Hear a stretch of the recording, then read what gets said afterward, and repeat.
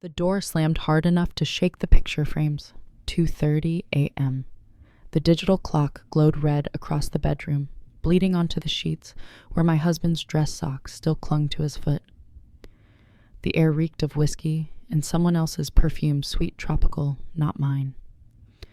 I watched him collapse beside me, mouth open, snoring like a stranger. A silver wing keychain slipped from his blazer, catching the moonlight, engraved with 3 words that weren't for me, for my star. My name is Aria Collins. I'm 30 years old, and tonight I found a message on his phone telling him to leave me the keys to another woman's apartment in his pocket. Before I continue, tell me where you're watching from, and hit like and subscribe if you've ever been betrayed by family, because what happened next wasn't just a story about infidelity. It was about power, how easily it shifts when one person stops begging and starts planning.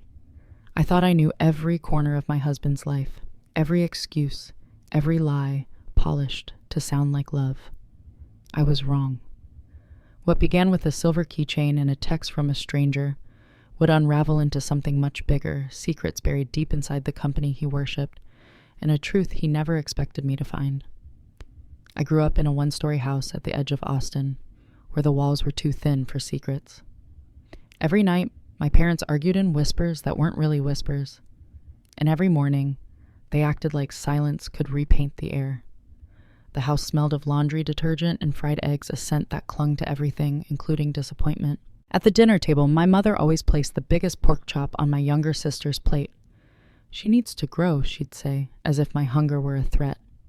I smiled through it, chewing on rice that tasted like dust. I didn't know it then, but the habit of swallowing, hurt without flinching, would become my greatest skill. By middle school, I had already learned the art of being invisible.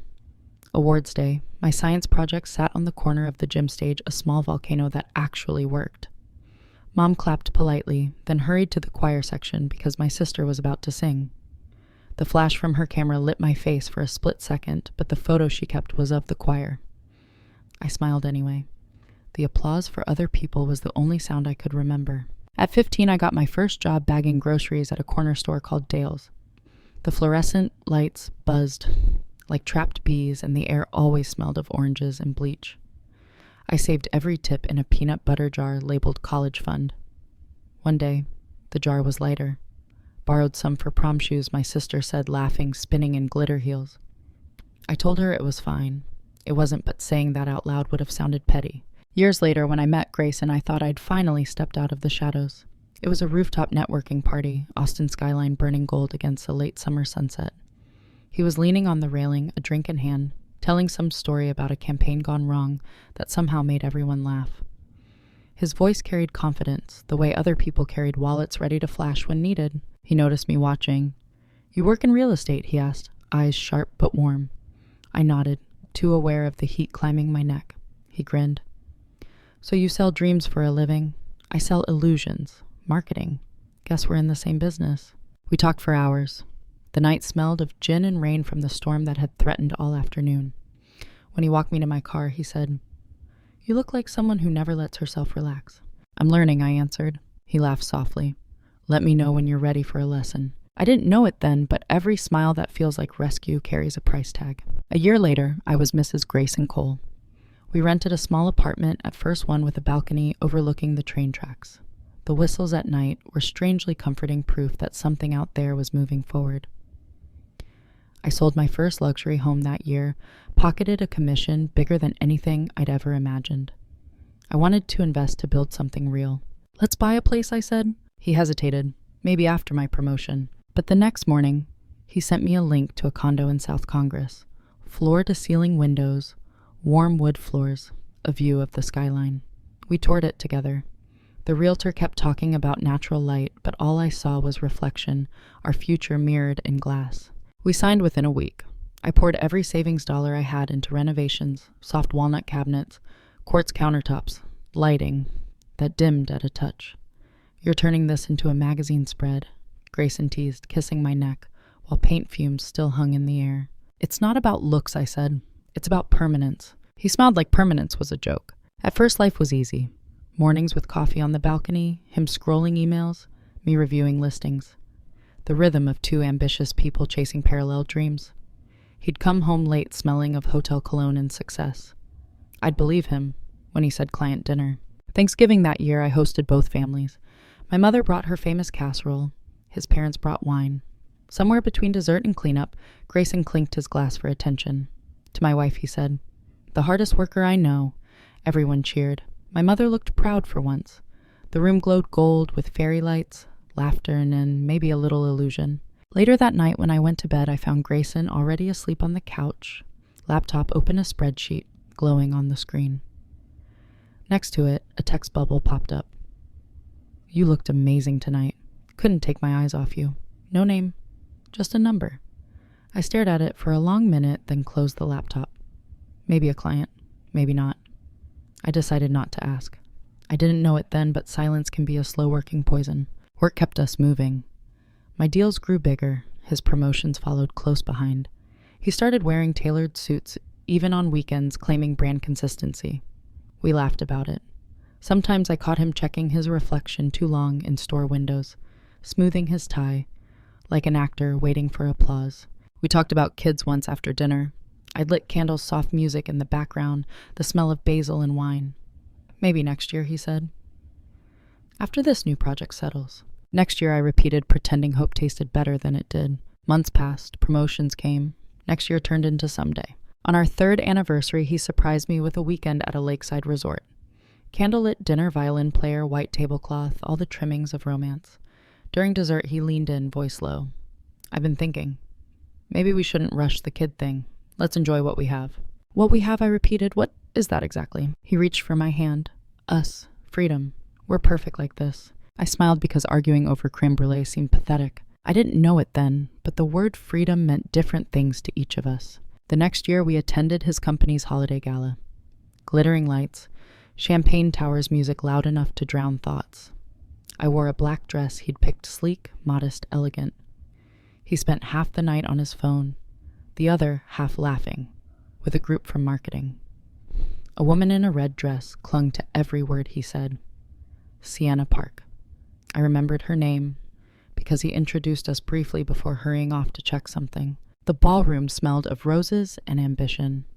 When the raffle prizes were announced, his name was called for a weekend cabin getaway, Lake Travis. Everyone cheered.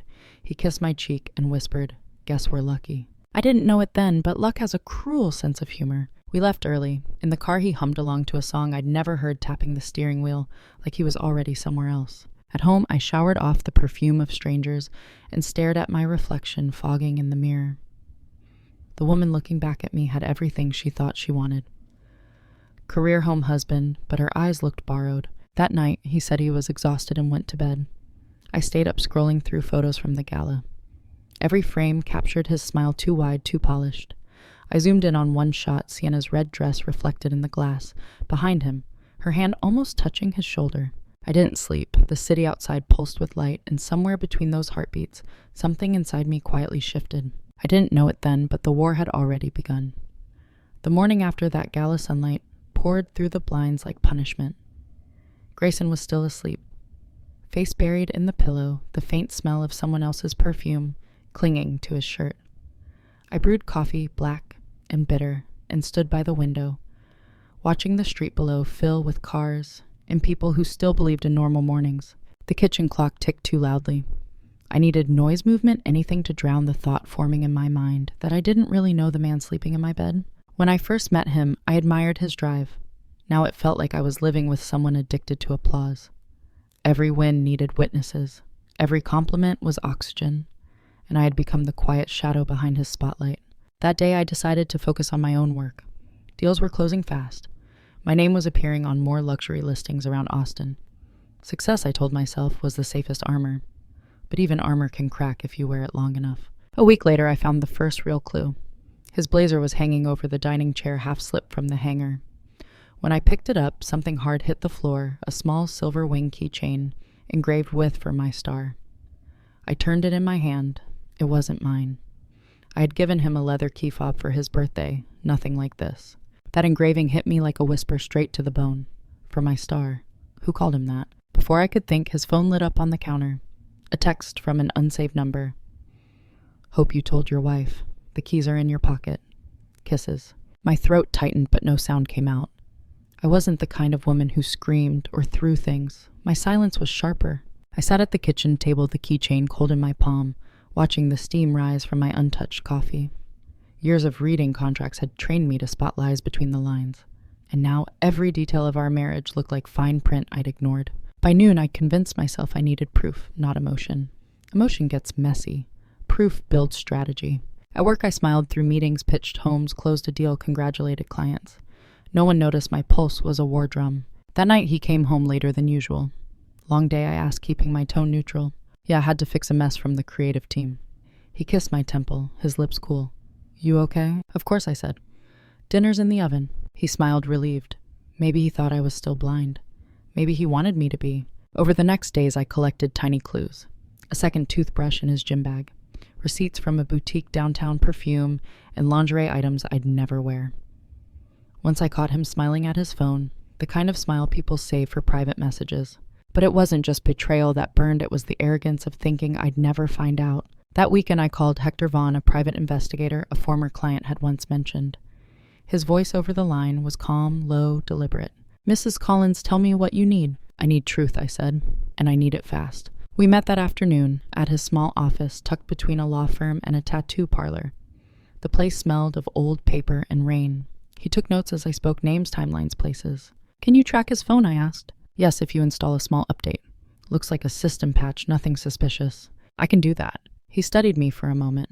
You're not angry. I am, I said. Just not loud about it. He nodded once. Good. Loud people make mistakes. That night when Grayson was asleep, I unlocked his phone and installed the program. It took less than a minute. The blue loading bar filled like a fuse. By the next morning, Hector had sent me the first screenshots. Messages between Grayson and Sienna P., the assistant from the gala. They weren't careful. They called each other baby and love. She wrote about our future, he replied with soon. I scrolled through every line until my eyes blurred. I should have felt shattered. Instead, I felt clarity. Each text was a coordinate on a map, leading straight to my next move. In the days that followed, I became two people, the wife serving breakfast with a gentle smile, and the strategist mapping her husband's downfall one screenshot at a time. Hector's next report hit harder. Sienna had applied for a personal loan, $180,000. The purpose listed business investment, the letter of income verification, signed by Grayson himself. Fraud. It wasn't just cheating anymore. It was career-ending material. I forwarded the document to my private folder labeled insurance. A few days later, Caleb Morris Grayson's closest friend from work stopped by our condo. They drank bourbon in the living room, while I pretended to tidy up. I caught fragments of their talk deadlines clients, then a laugh from Caleb Man. If HR ever sees those boutique charges on your company card, you're screwed.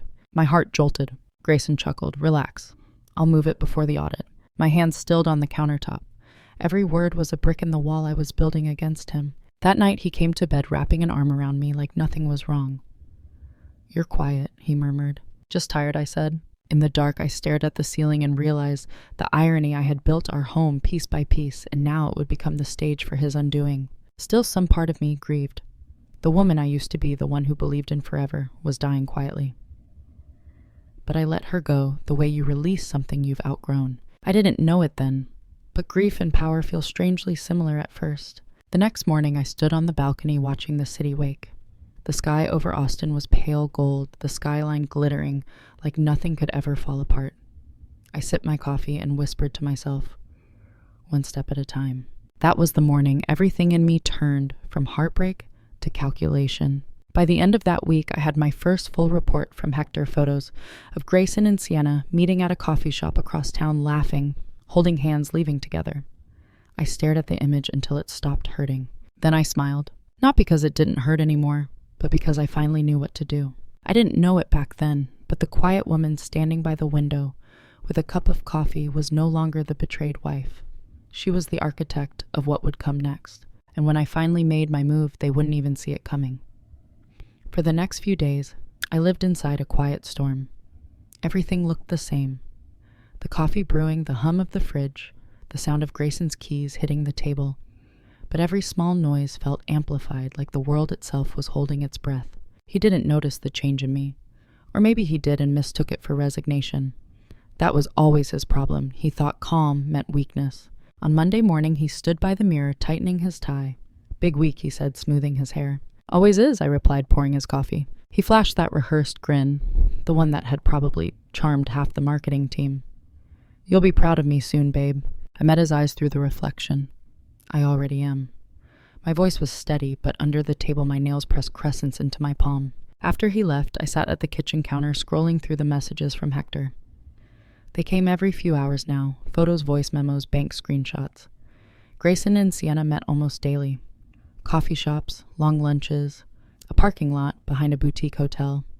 I memorized every timestamp, every location, every lie he'd later try to deny. I started replying to his messages differently. When he texted running late, "Don't wait up," I wrote back.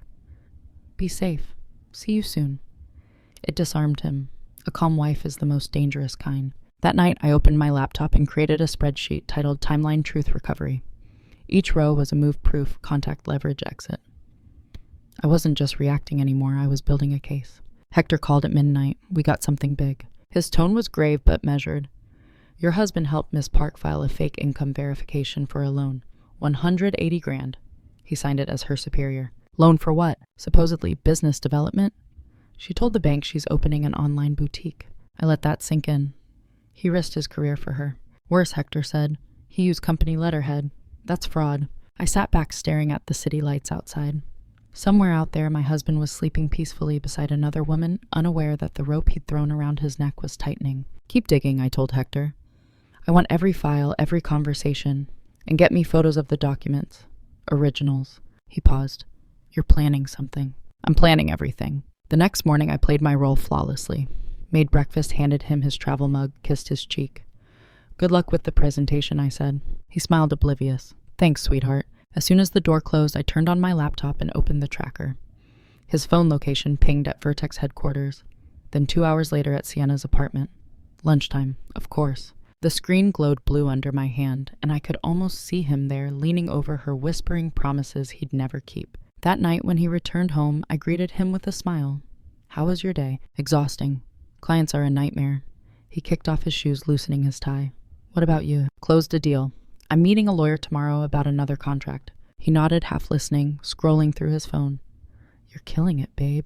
I said softly. He didn't look up. I excused myself, went to the bathroom, locked the door, and pressed my back against it. The mirror reflected a woman I barely recognized, eyes calm, mouth steady, mind razor sharp. The following day, I met with Hector again. He had a new folder, thick with papers. "She's quitting," he said, sliding the report toward me. "Filed her 2-week notice this morning.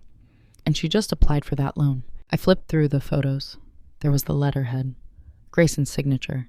His handwriting as familiar as his lies. "She's serious," I murmured. "She thinks he'll leave you." I laughed quietly. "He won't." "Why not?" "Because divorce means disclosure.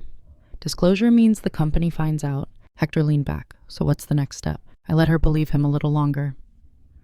"People in love make mistakes faster." He smiled slightly. "You're colder than most clients." "Cold keeps me alive," I said, gathering the papers. That evening, I cooked dinner like any other night. Candlelight, wine-soft music.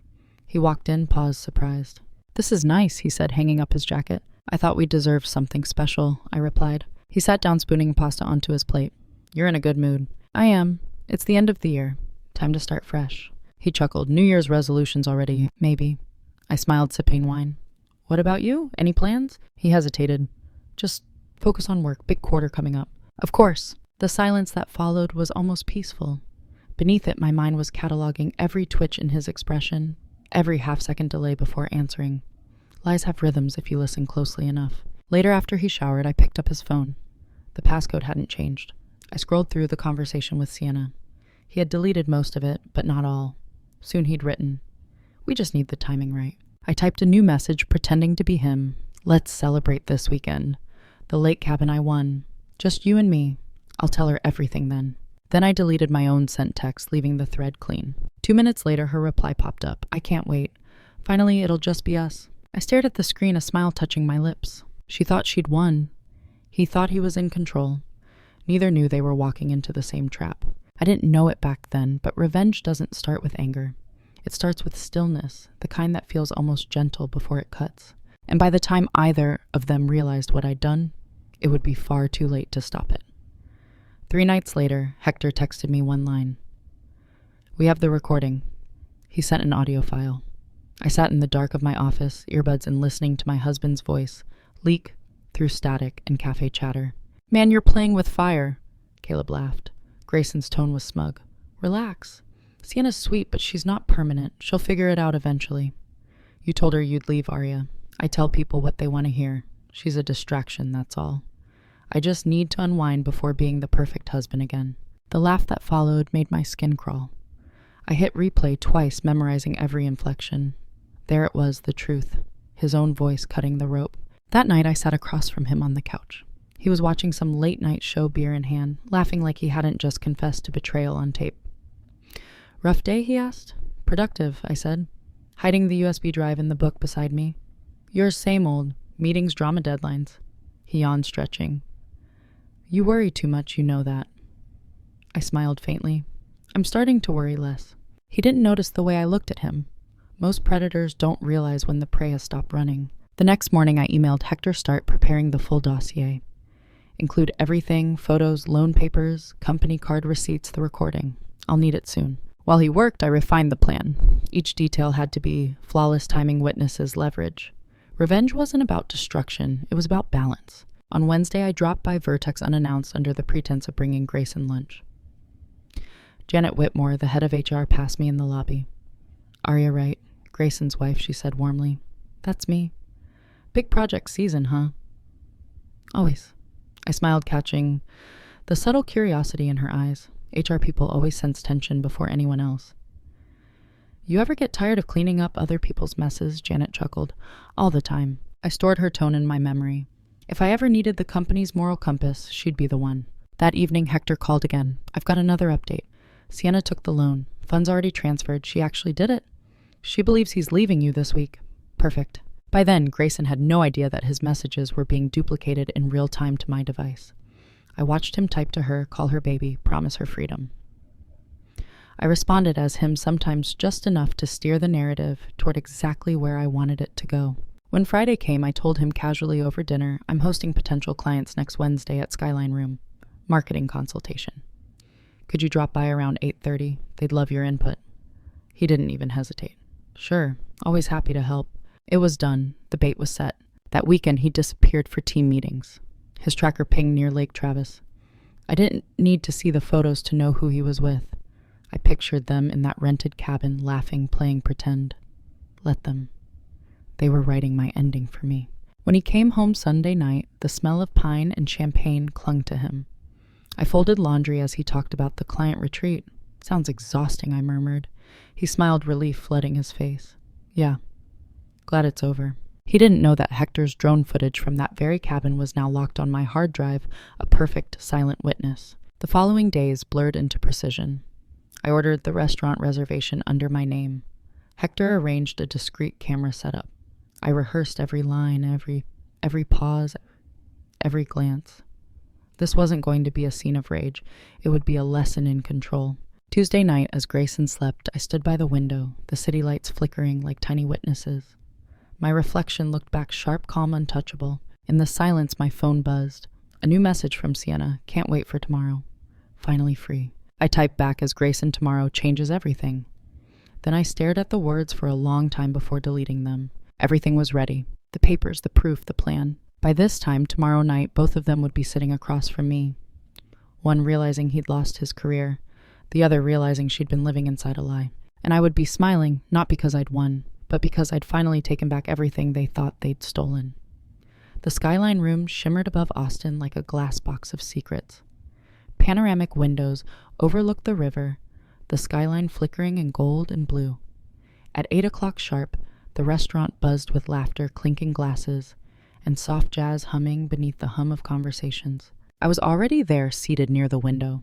Black suit, hairpin back, no jewelry, no flash, just precision, the kind of look that makes people hesitate before lying to you. Hector sat 2 tables away, dressed like a businessman on a casual dinner. His tablet rested open beside his glass of bourbon, camera rolling. Another hidden lens was tucked inside the potted plant beside me. At exactly 8:03, Sienna arrived. She wore a red silk dress that shimmered under the lights, curls framing her delicate face. The hostess guided her toward my table, confusion already flickering in her eyes. I'm sorry, she stammered, glancing around. I think there's been a mistake. No mistake, I said, standing slowly. You're exactly where you need to be, Miss Park. Her lips parted. You're Aria Collins, I finished. Yes, the wife. She froze, her skin paling under the golden light.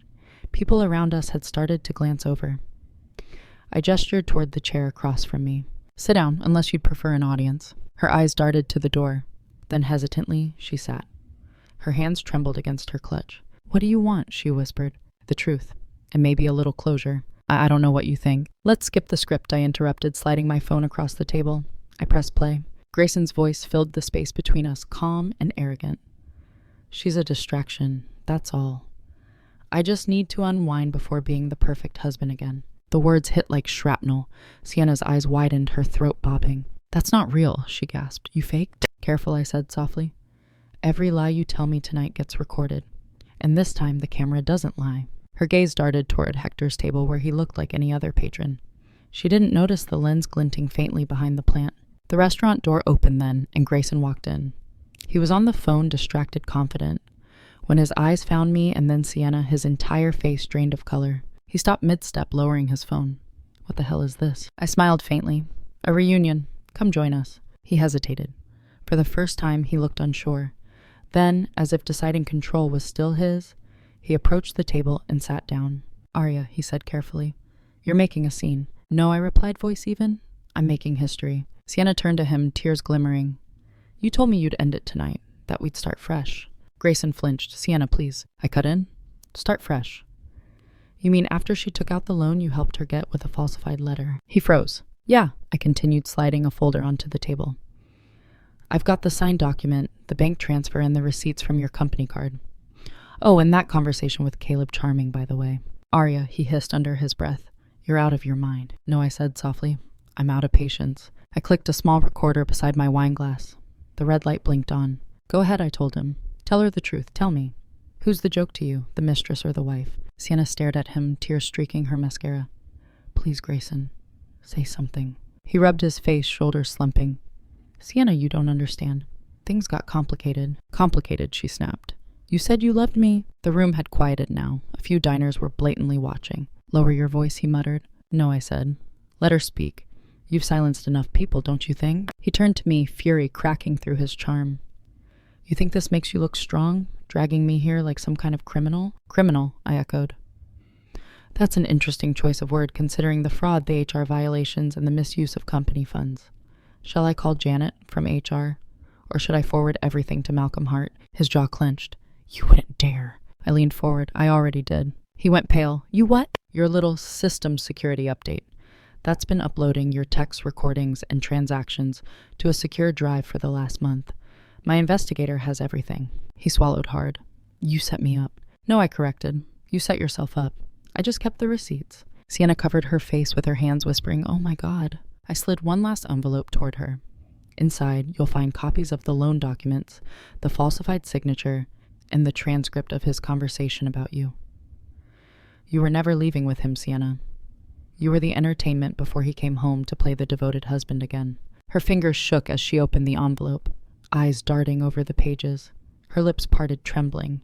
He said he'd pay it off, that we'd start a business together. Grayson reached for her hand. Sienna listened to me. She jerked away. Don't touch me. The sharpness of her voice silenced the entire restaurant. I picked up my glass, taking a calm sip of wine. I think we're done pretending. He looked between us, trapped, desperate. What do you want from me? Divorce, I said evenly. Fair division of assets. And a signed confidentiality agreement by morning. In return, I'll keep the footage and recordings out of Vertex's hands. He laughed bitterly. You think you can blackmail me? I don't need to, I said. This isn't blackmail, Grayson. It's negotiation. For a long, stretched moment, he said nothing. Then his voice dropped to a whisper. You ruined me. No, I murmured. You ruined yourself. I just turned on the lights. Sienna stood abruptly, clutching the envelope. Her eyes were glassy, but clear. I'm done. With both of you. She turned to me. For what it's worth, I didn't know. Not really. I believe you, I said quietly. But belief doesn't erase consequences. She nodded, tears spilling, and walked out. The red of her dress disappeared into the elevator's reflection, like a flame dying in glass. Grayson sat in silence, jaw tight, face strained. I placed one last item on the table, a small silver keychain in the shape of a wing. Recognize it? He stared at it, throat working. Where did you... It fell from your jacket the night of the gala, I said. You should be more careful where you drop evidence. His eyes flicked to the hidden recorder, still blinking red. You're recording this too? I smiled faintly, always. He let out a hollow laugh. I don't even know who you are anymore. I leaned back, voice low and sharp. Then maybe you should have paid attention when I was still yours to know. The waiter passed by, oblivious to the wreckage at our table. I nodded for the check. As I stood to leave, I placed the recorder beside his glass. Keep it, I said softly. Consider it a mirror. Then I walked out, heels clicking against marble, heart steady as the elevator doors closed behind me. I didn't look back, because the war was over and I had already won. The next morning, Austin woke under a sheet of pale gold sunlight as if nothing catastrophic had happened the night before. Birds sang outside the balcony. The world kept turning indifferent to broken promises. Grayson didn't come home. His car was gone from the garage, his side of the closet half empty. I stood by the window, coffee in hand, staring at the skyline reflected in the glass. There was no rage left in me, only clarity. At 9 a.m., my phone buzzed. A new email, subject compliance questions. Sender Malcolm Hart. Attachment HR ethics, live vertex, zip. The message was short. Aria, we'd like to schedule a meeting. Discretion appreciated. I smiled faintly. Janet must have delivered the file. She hadn't said she would, but people like her never needed to. Truth has a way of moving quietly through the right corridors. By noon, Grayson's name started trending on LinkedIn. Internal investigation, ethics review, temporary leave, polite corporate language for career execution. I didn't post, didn't comment, didn't even smile. I just poured another cup of coffee and opened my laptop. A new listing waited to be published, a lakefront property near Travis. Funny how the place that once held his lies would soon make me another commission. The phone rang again, this time Sienna. I hesitated, then answered. Her voice was small, raw. You don't have to worry about me. I told HR everything. That's brave, I said quietly. I was stupid. No, I replied. You were hopeful. That's different. She exhaled shakily. He said you'd destroy me. I don't destroy people, I said. They just trip over their own choices. A long silence stretched between us. Then softly she said, You were right. About everything. Be smarter next time, I told her. I will, she whispered and hung up. I sat there for a while, the line still buzzing faintly in my ear, the city pulsing outside like a heartbeat I no longer belonged to. Later that week, Hector stopped by my office to drop off a small flash drive. Final copy of everything he said. I won't need it anymore, I replied. Maybe not now, he said, slipping it onto my desk. But truth ages well. He turned to leave, then paused. For what it's worth, Mrs. Collins, most people fall apart when they get cheated on. You built a blueprint. I smiled. Old habits. I sell houses for a living. I know how to rebuild from rubble. After he left, I held the flash drive up to the light. The tiny metal surface reflected my face, back at me. Clear, calm, unfamiliar. The woman staring back wasn't angry anymore. She was free. That evening, I went to the small Spanish class I'd been skipping for weeks. Lucas Bennett was already there, leaning over his notes. You came back, he said with a warm smile. Needed a reset, I replied. New foundation. He nodded. That's how you start again, brick by brick. We practiced verbs until sunset poured amber through the windows. When class ended, he asked coffee sometime. I hesitated for the first time in months, not from fear, but from remembering what trust used to feel like. Then I nodded. Maybe. Outside, the air smelled of rain and asphalt. I walked to my car, slowly feeling the first drops on my skin. Back home, I placed the silver wing keychain on the counter. It caught the lamplight one last time before I dropped it into the trash. People think revenge ends when the other person loses. They're wrong. It ends when you no longer need to win. And for the first time in years, I didn't. If you've ever felt like the outsider in your own family, subscribe.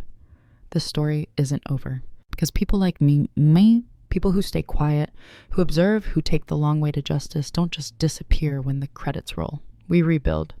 We rise again, softer maybe, but sharper too. Some nights, I still wake to the echo of that keychain hitting the floor, the memory of a love that wasn't love at all. But then I breathe, and I remember how it ended. Not in screams, not in fire, but in truth. And if you're listening right now wondering if it's worth it to start over, trust me, it is. Hit that like button, share this story with someone who needs it, and stay. Because sometimes the quietest revenge isn't about breaking hearts. It's about never letting anyone break yours again.